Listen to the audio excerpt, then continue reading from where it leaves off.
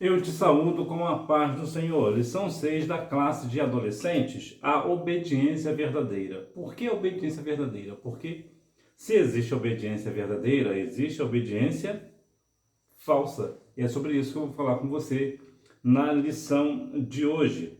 Para esta aula, os hinos sugeridos são 38, 410 e 547. A mensagem: Jesus continuou: se vocês me amam, obedeçam aos meus mandamentos. João capítulo 14, versículo 15. Quando amamos os nossos pais, o Senhor, nós somos obedientes a eles. É verdade que em alguma situação, como pai e mãe, por exemplo, você vai questionar, mas eu estou certo. Meu pai e minha mãe estão errados. Geralmente, quando nós temos essa tendência de pensar assim, e às vezes é possível que realmente nós estejamos certos, mas do nosso ponto de vista, e não da vista do ponto dos pais. Então, já viu que aqui já existe uma diferença? A diferença de ponto de vista e vista do ponto. É diferente. Vista do ponto, né, ou melhor, ponto de vista, é quando você olha para alguma coisa e você dá uma opinião sobre aquilo, por exemplo. Isso é o seu ponto de vista. Vista do ponto é quando você está lá no ponto olhando para cá. É você que é o alvo. Então existe uma grande diferença de ponto de vista e vista do ponto. Então, muitas vezes, no nosso entendimento, nós estamos corretos, nós estamos cobertos de razão.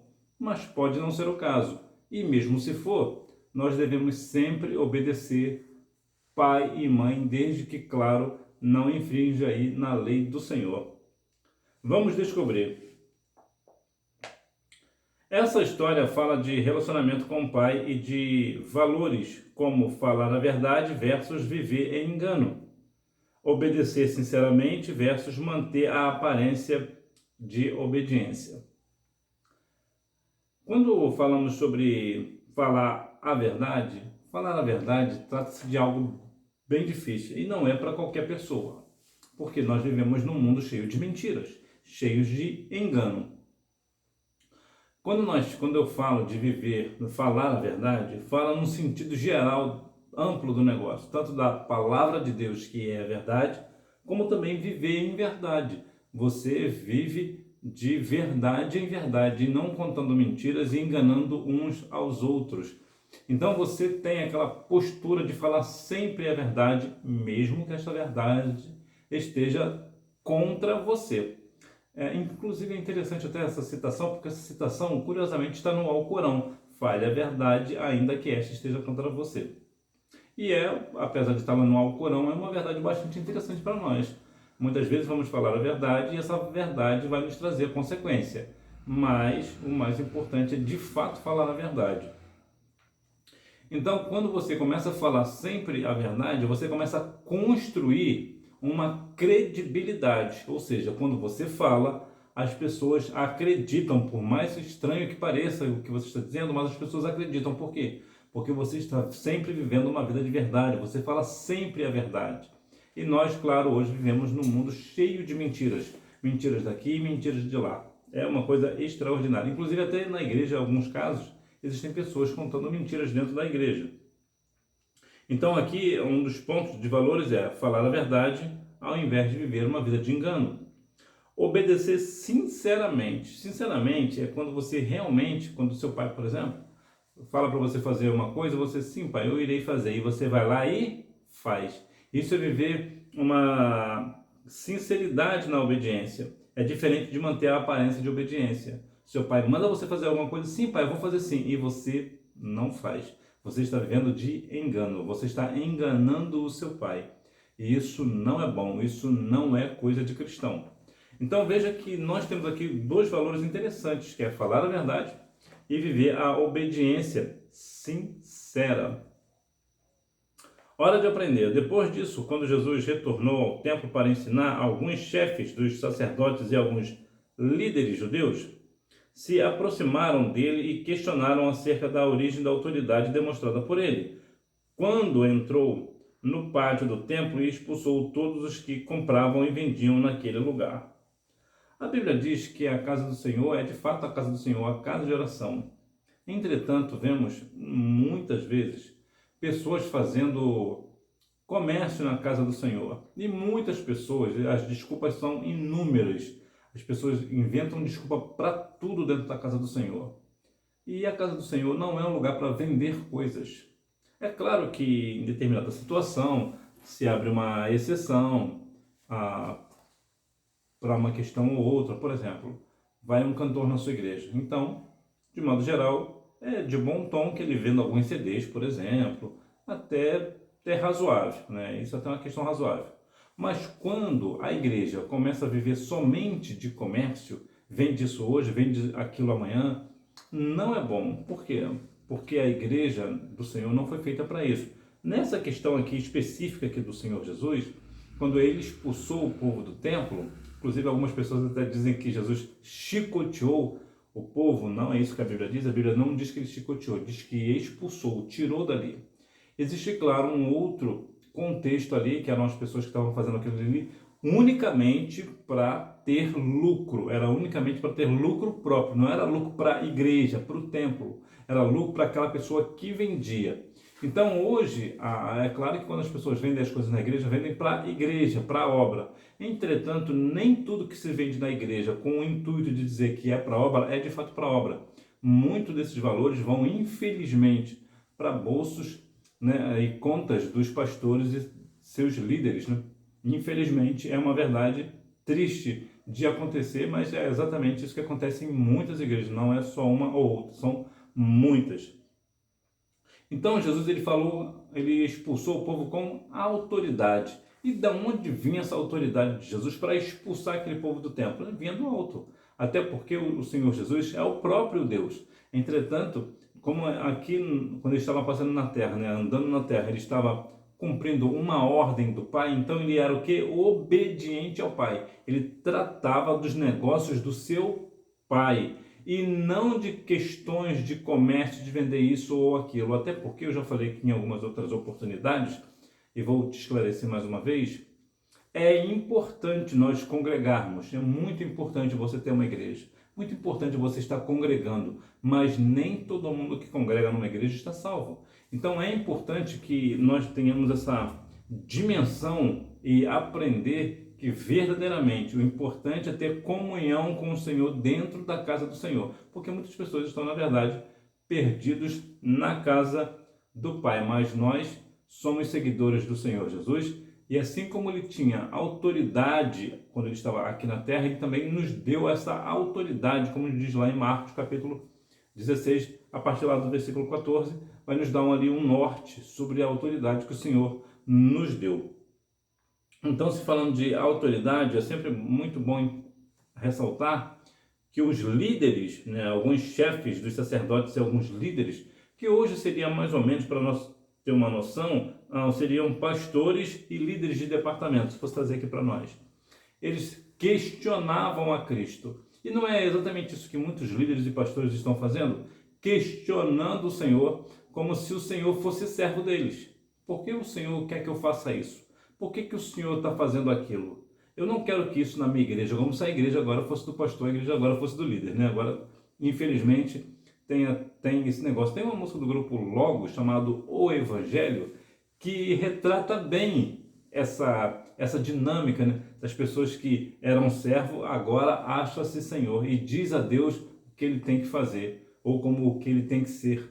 Não é assim. A igreja é do Senhor, a autoridade é do Senhor e o Senhor tem total liberdade para fazer o que ele quiser em sua casa. João, Jesus e os líderes religiosos. Como ficava evidente, havia uma declarada hostilidade e rejeição por parte dos líderes oficiais da religião judaica a João Batista e também a Jesus Cristo. Eles não suportavam a mensagem de arrependimento proclamada por eles. A religião judaica parece que foi a primeira religião do mundo a ter um único Deus como Senhor. Eu acredito que foi a primeira, mas que não vem ao caso. Olha que interessante que, mais uma vez, são os líderes da religião judaica, ou seja, o povo lá de Israel, que estavam esperando o Messias, inclusive esperam até hoje, iam contra Cristo e João Batista. Por quê? Porque qual era a mensagem de Jesus e de João Batista? Arrependimento, arrependa dos seus pecados. Ou seja, o que Jesus estava falando para aquele povo? Não adianta vocês fazerem rituais, não adianta vocês tentarem comprar a salvação de vocês, porque a salvação sou eu quem dou. Inclusive a Bíblia relata até que a salvação vem dos judeus, né? Olha que curioso. O judeu indo contra Cristo, que é o dono da salvação, e curiosamente a salvação vem exatamente dos judeus. Por quê? Porque Jesus era judeu. Olha que situação. Então veja que os judeus ali, os líderes, não estavam de acordo com Cristo. Por quê? Porque Jesus trazia uma mensagem diferente. Jesus não dizia, olha, se você fazer um holocausto, sacrificar isso ou fazer aquilo, você vai ser salvo. Não, a mensagem de Jesus era o quê? Arrependei-vos. E João Batista a mesma coisa, arrependei-vos e crede no Evangelho, porque está próximo o reino de Deus. Então eles falam de arrependimento. E qual é o problema do arrependimento? O problema do arrependimento, a grande questão do arrependimento é a questão de saber que eu sou pecador. Eu tenho que confessar o meu pecado. Eu agora não posso mais pecar, eu tenho que me arrepender do meu pecado, mudar o meu posicionamento e parar de viver essa vida de pecado. Então, isso as pessoas não querem. De modo geral, as pessoas querem o quê? Viver uma vida de pecado. Por que é bom viver uma vida de pecado? Porque, na bem da verdade, o pecado em si, ele é bom. Quem não gosta de comer muito? Comer uma pizza, 2 pizzas, não é bom? Com refrigerante, uma Coca-Cola, uma Fanta laranja, um Sprite, ou seja lá o que for, um Mineirinho, por exemplo, ou um Simba, né? Lembra do Guaraná Simba? Eu não gosto de Guaraná não, mas era o único Guaraná que eu bebia bem, era aquele Simba. Quem não quer, né? Mas a Bíblia diz que glutonaria é pecado, então eu não posso comer 2, 3 pizzas. Por quê? Porque a glutonaria é pecado. Então veja, as pessoas não querem mudar o posicionamento, não querem se arrepender dos seus pecados. Então, por isso as pessoas até hoje falam contra a palavra do Senhor. Por quê? Porque a palavra do Senhor, ela confronta o pecado. E as pessoas querem continuar vivendo uma vida de pecado. A verdadeira e a falsa obediência. Neste contexto, Jesus contou a seguinte história. Um pai de família tem 2 filhos e uma plantação de uvas para cuidar. Como é de se esperar, esse pai chama os filhos para trabalharem na lavoura. Porém, e para sua surpresa, o mais velho diz que não vai, mas no final acaba indo. E o outro diz que vai, mas resolve não ir. Veja aqui a diferença entre a verdadeira e a falsa obediência. O ideal, o correto aqui, o mais perfeito seria o quê? O pai chamar ele para ir para a lavoura e o filho dizer, sim pai, eu irei, e de fato ir. Isso seria o padrão. Ele cumpre ali, diz que sim, que vai obedecer ao pai e de fato obedece. Isso seria o perfeito. Entretanto, temos aqui uma questão curiosa e muito interessante que nos retrata bem, que é a questão do filho mais velho, que ele diz que não vai, mas depois acaba se arrependendo, volta atrás na palavra e vai. Ou seja, ele teve uma obediência. A princípio ele relutou, não quis ir, mas depois ele pensou bem, deve ter pensado pesado as circunstâncias, as consequências e até as recompensas por ir trabalhar com o pai e resolveu ir. Já o outro, que é o mais novo, o que ele fez? Ele disse que diz que vai, mas não foi. É uma falsa obediência. Viveu de aparência. O outro, né, o mais velho, até foi mais honesto. Ah, pai, eu não vou. Foi mais honesto. E quantas vezes, né, isso tem faltado muito no seio familiar, né, a honestidade. Por mais que a honestidade, às vezes, tenha um preço a se pagar, né, existe um esforço, existem umas circunstâncias. Né, eu me lembro de uma história chamada A Flor da Honestidade. Eu acho muito interessante a colocação, se você puder depois assistir um vídeo falando do texto. Eu acho o texto muito interessante.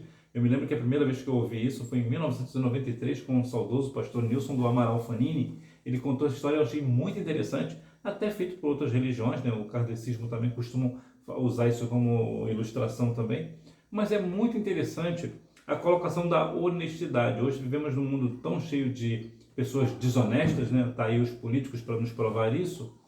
E nós devemos ser honestos. E foi exatamente isso que o filho foi, na bem da verdade, o filho mais velho.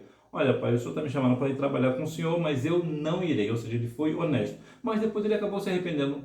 Deve ter pensado, meu pai me ajuda, meu pai é meu amigo. Ele só pediu para eu trabalhar a vinha dele, que futuramente vai ser minha. Por que eu não irei? Ah, eu irei sim. Então ele se arrependeu e foi. Ele deve ter pesado essas coisas.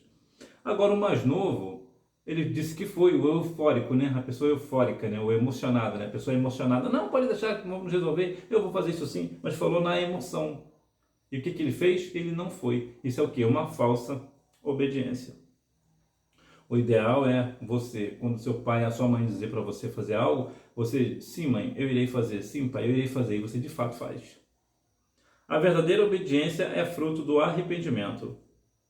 Entretanto, ao ouvirem a pregação e a convocação ao arrependimento, eles creram na mensagem, confessaram os seus pecados, foram batizados e inseridos no reino de Deus. Veja que a parábola aqui nos traz a ideia do filho mais velho como as pessoas, né, os cobradores de impostos, as prostitutas, as pessoas mais pobres, ou seja, o filho mais velho ele tem aquela ideia daquelas pessoas menos favorecidas. São as prostitutas, por exemplo. Imagina a situação.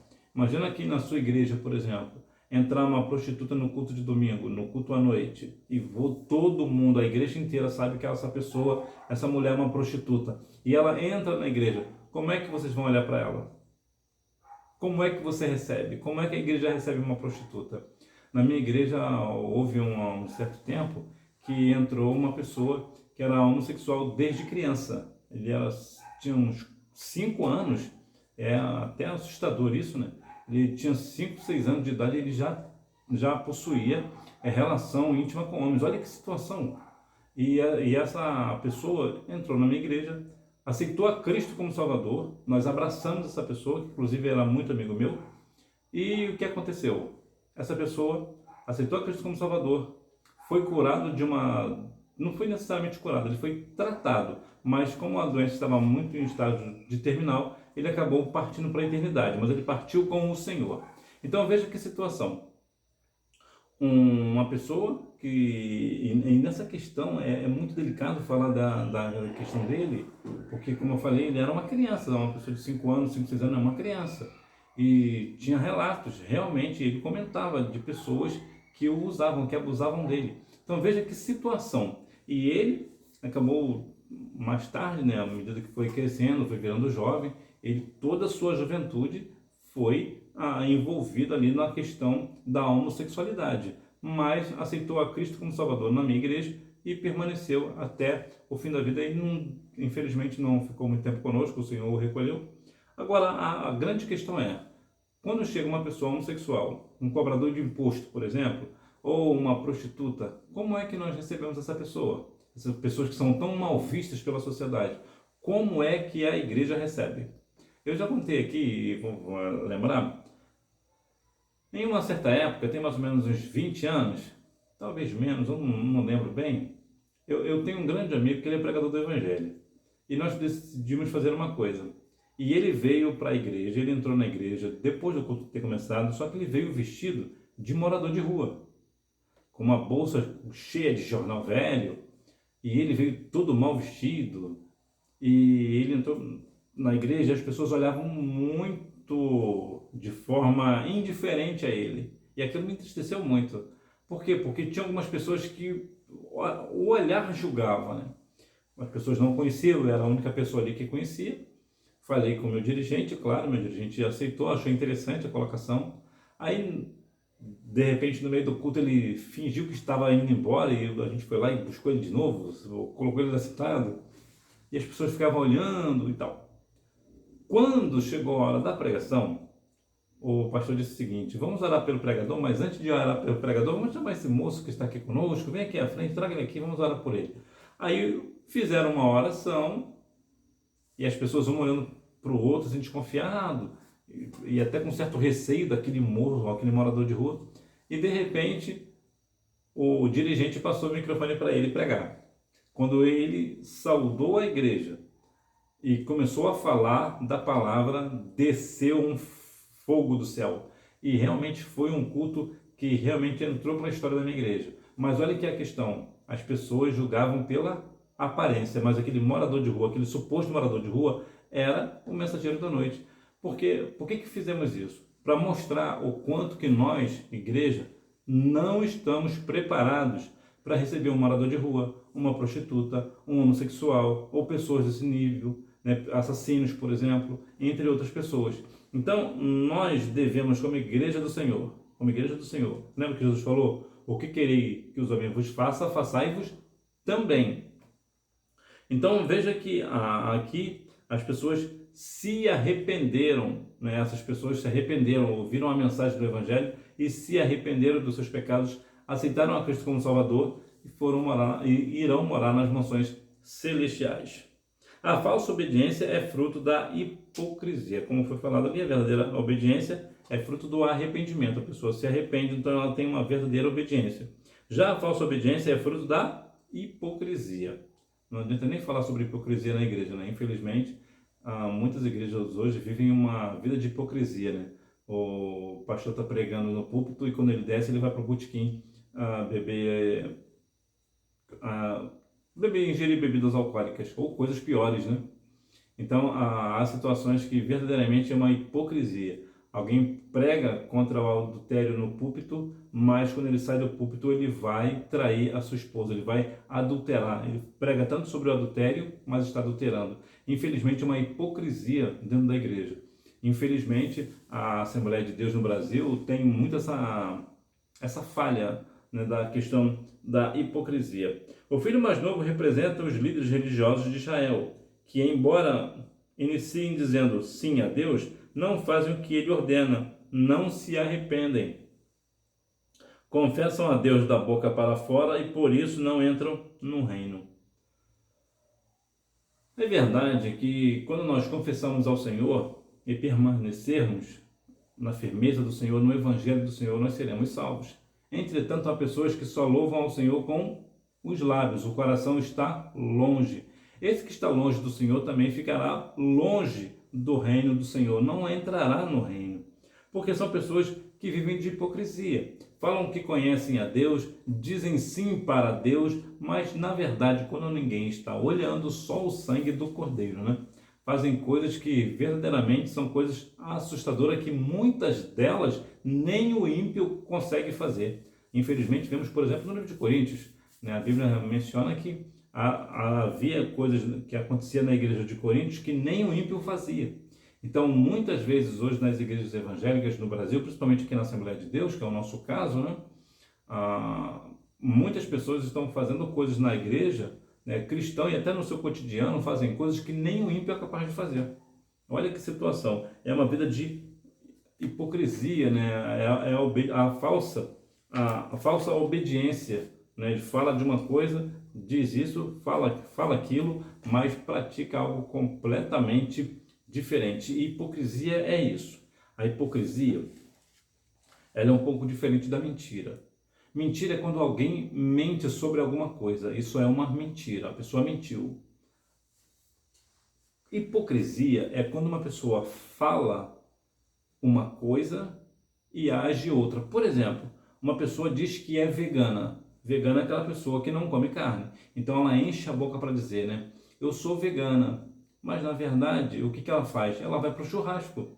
O que é isso? Uma hipocrisia. Ela fala que é uma coisa, mas na verdade ela é outra. Então, a questão, por exemplo, do pastor que está no púlpito pregando sobre o adultério, ele prega contra o adultério, mas ele, na verdade, está o quê? Vivendo uma vida de adultério. Então, isso é uma hipocrisia.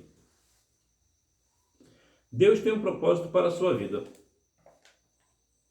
É importante que você saiba que a sua vida não é fruto do acaso. Você não está vivo por mérito ou por acidente. Você está vivo porque Deus quer e tem um propósito contigo. Olha que interessante. Você não está vivo por mérito, ou seja, não é mérito teu estar vivo, mas também você não é o caso de um acidente. Você não foi um acidente de percurso, você não aconteceu por acaso. há alguns casos, até as pessoas podem dizer, mas eu não era desejado, meus pais não me queriam. Seus pais talvez podem não querer, mas o Senhor queria. O Senhor tem um propósito. O Senhor tem um propósito com todas as pessoas do mundo.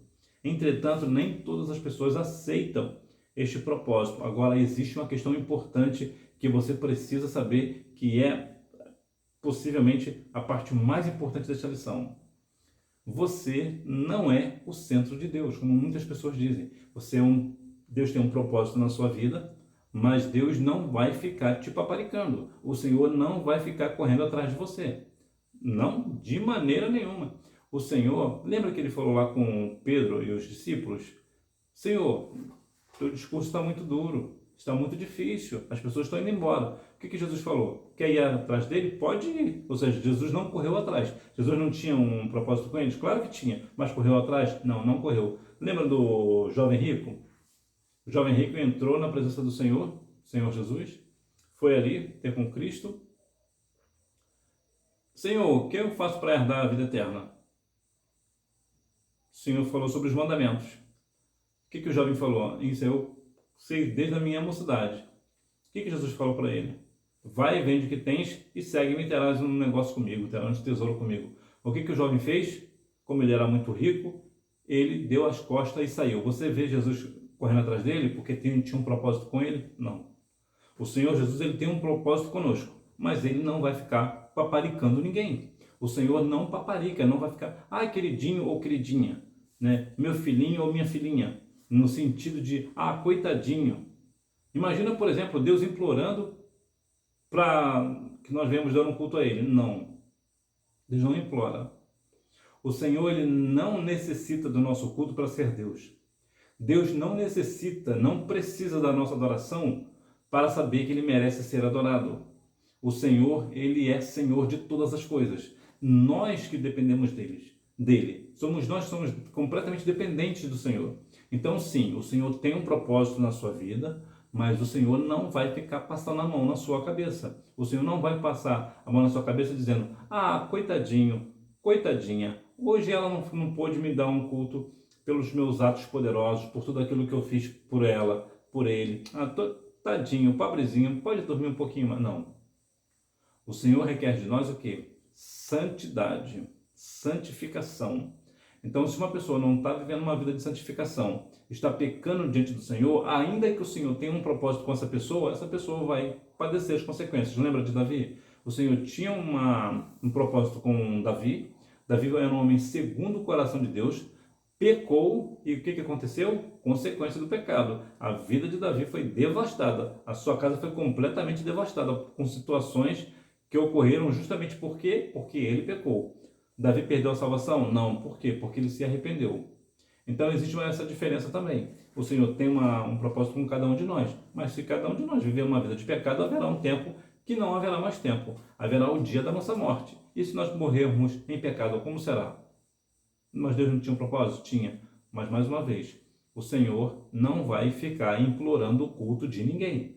O Senhor não vai ficar fazendo isso ou aquilo. Por exemplo, muitas pessoas hoje, principalmente jovens, adolescentes, costumam prestar um culto ao Senhor de qualquer maneira e fazem piruetas dentro da igreja, danças de tudo quanto é tipo de forma, situações e até a gente vê de tudo, né? Vê de tudo dentro da igreja. Até ceia do Senhor servida até de carne de porco. Olha que situação. Estrogonofe, isso, aquilo, é uma coisa, é completamente fora da realidade bíblica do negócio. Até questões de festa junina dentro da igreja. Olha que situação. Tu acha mesmo que o Senhor vai aceitar esse culto? Não, não vai. Nós podemos fazer o que quisermos dentro da igreja. O Senhor não vai. Quisermos, que eu digo que poder a gente não pode, né? A gente não deve, né? Mas algumas pessoas fazem desse tipo de coisa dentro da igreja. E coloca luzes e fumaça, e pula daqui, pula de lá, e mão para lá, e mão para cá, e pirueta daqui, e pirueta de lá. Você acha mesmo que Deus está aceitando isso? Não. Por quê? Porque o culto ao Senhor ele precisa ser um culto racional. Como diz lá em Romanos 12, versículos 1 e 2. O nosso culto ele precisa ser racional, ter raciocínio. e não meninice, e não cheio de chocarrices, cheio de historinhas. Ah, não é para atrair o jovem, não. O nosso culto não é para atrair jovem. Nós não vamos para a igreja para atrair o jovem ou atrair o adolescente. Nós vamos para a igreja para glorificar o nome do Senhor e atrair a glória do Senhor. Lembra lá de 2 Crônicas 7, capítulo 7, versículo 1? Depois que Salomão acabou de orar, a glória do Senhor fez o quê? Encheu o templo. Estava falando que chegou jovem lá, o adolescente? Não, a glória do Senhor. É isso que nós temos que atrair, a glória do Senhor. Nós precisamos dar um culto ao Senhor tão santo a ponto de que chegue como perfume suave às narinas do Senhor e o Senhor derrame sobre nós a sua glória. Conclusão: sempre que o evangelho do reino for pregado, haverá pecadores que se renderão à graça perdoadora de Deus e se voltarão para Cristo Jesus. De igual modo, haverá também pessoas relutantes que ignorarão o chamado ao arrependimento e à obediência verdadeira. Ou seja, quando você prega o evangelho, quando você fala do evangelho, há pessoas que aceitarão de bom grado, vai achar linda a mensagem e até aceitam a Cristo como Salvador, porque há pessoas que aceitam, outras ficam relutando e dando desculpas. Ah, não, esse seu Jesus já morreu, não existe nada documentado que Jesus realmente existiu, isso tudo é uma mentira, e vão falar um monte de coisas. Por quê? Porque existem dois tipos de pessoas no mundo: as que aceitam a Cristo e as que ignoram a Cristo, as que aceitam o Evangelho e as que não aceitam o Evangelho. Então, não é o nosso trabalho convencer essas pessoas com os nossos argumentos, os nossos estudos, os nossos conhecimentos bíblicos, nada disso. O que nós temos que fazer é o quê? Ministrar a palavra com sabedoria e até mesmo com conhecimento. Dentro do propósito de Deus, falar a verdade, pregar a verdade, pregar a obediência. Quem convence o homem do pecado, da justiça e do juízo é o Espírito Santo e não nós. Então o que nós temos que fazer é o quê? Pregar a palavra, que é o nosso papel. O nosso papel dentro da igreja é orar, buscar o Senhor a ponto de atrairmos a glória do Senhor. Do lado de fora da igreja, do portão para fora, o que nós devemos fazer é o quê? Pregar a palavra genuína, a palavra do Senhor, a verdadeira palavra de arrependimento, que o Senhor Jesus morreu na cruz do Calvário por nossos pecados e nós devemos nos arrepender dos nossos pecados e aceitar a Cristo como Salvador. Essa é a mensagem do Evangelho pregado fora da igreja, até fora, dentro da igreja também, mas o que eu digo é que a nossa mensagem lá fora, principal, é essa, mas sabendo que umas pessoas vão aceitar e outras não. E essas que não aceitam o Evangelho, muitas vezes até nos agridem, vão nos agredir com palavras, até mesmo uma questão física e até alguns casos extremos vai até nos matar por estar falando a verdade do Evangelho de Cristo Jesus. Vamos praticar. Número 1. Você marca assim de cima para baixo. F, V, V, V e V. Na verdade, só a primeira que é F, As demais são verdadeiras. Então, que nós venhamos a cada dia mais ter uma vida de obediência diante do Senhor. Obedecer o pai e mãe, os nossos responsáveis, os nossos líderes, os nossos pastores, desde, claro, estejam em acordo com a palavra de Deus. Nós devemos viver uma vida de obediência. Por quê? Porque é melhor obedecer do que sacrificar. Quando uma pessoa é desobediente, ele tem as consequências, o castigo da desobediência. Quando a pessoa é obediente, ele tem a recompensa por ser obediente. Então, por isso, seja uma pessoa obediente, viva a sua adolescência na obediência, para que você venha ter o quê?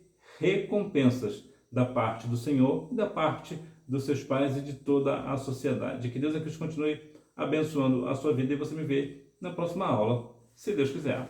Tchau!